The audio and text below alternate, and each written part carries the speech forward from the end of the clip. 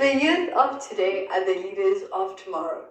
Good day, everybody. My name is Katlego Kubheka, and I am representing the Golden Key NWU-VTC chapter. June is such a powerful month for the youth because we are celebrating both Youth Day on the 16th of June and Pride Month. We'll be joined by Keorapetse and Sibonile as they tell us about the significance of these two events. Hello everybody, I am Keorapetse Mokwena. I'm a final year student doing law with politics, and I am here to talk more about the LGBTQI community and the history thereof. We send our revolutionary greetings to one and to all, and we would like to appreciate this opportunity that we have been given by Golden Key. My first name is Sibonile, my last name is Nongqwenga. It is 16 June 1976. A group of black students converged on a peaceful protest to register their disinterest against the adoption of Afrikaans as a language of instruction. Police officers start to shoot at the students, who in return ran amok in confusion to try and redeem their lives. A 13-year-old in the process, Hector Peterson, is injected with a bullet in his head. Comrade Mbuyisa Makhubu tries to rescue Hector Peterson. Comrade Mbuyisa Makhubu carries the lifeless body of Hector Peterson. This moment is said to be captured by Sam Nzima, who did this against the law of apartheid. So the significance of this event is that for us to be able to understand the present and the future, we have to reimagine the past. For example, in 2015, 2016, students acting under the auspices of the Rhodes Must Fall and Fees Must Fall. That month was started in 1969 on the 28th of June in New York, America. This was after police riots took place in a bar where gay people were gathered together to have fun.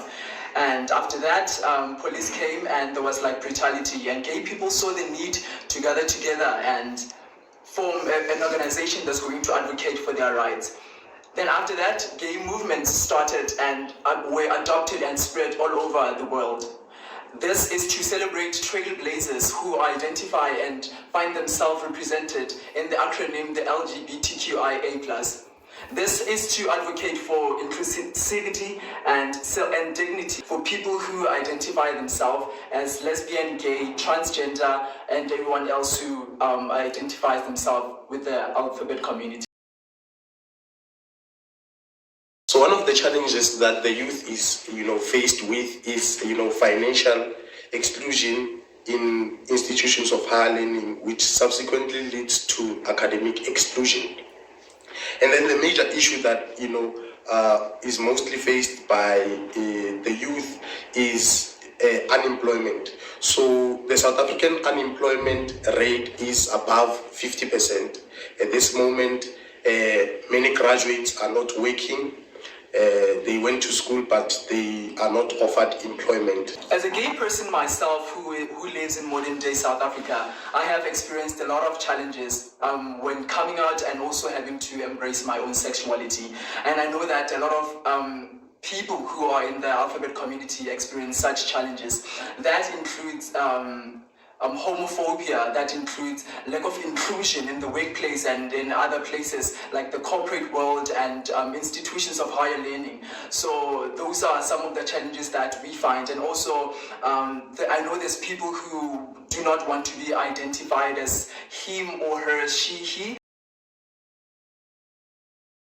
The solutions that I want to suggest so that the challenges that are faced by the youth can be alleviated is one, because South Africans consume most of the things that they do not produce. So if we produce the very same goods that we consume, that will then make job opportunities to be available in South Africa. In order to make sure that these challenges are alleviated, I think the conversation has been stuck for quite a long time. We've been talking about how we should be treated equally with dignity and all that. But I think the conversation needs to further proceed so that we educate people a lot about issues that we experience and challenges that we experience on a daily basis.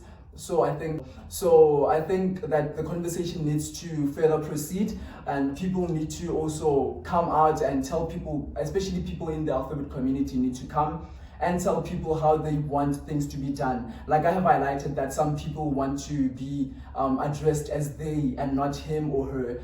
And yeah, I think it is not a coincidence that we celebrate a Pride Month in the same month where we celebrate June 16 in South Africa, which then is a constant reminder that the struggle continues, a luta continua. So as the fight continues, let us also further educate people.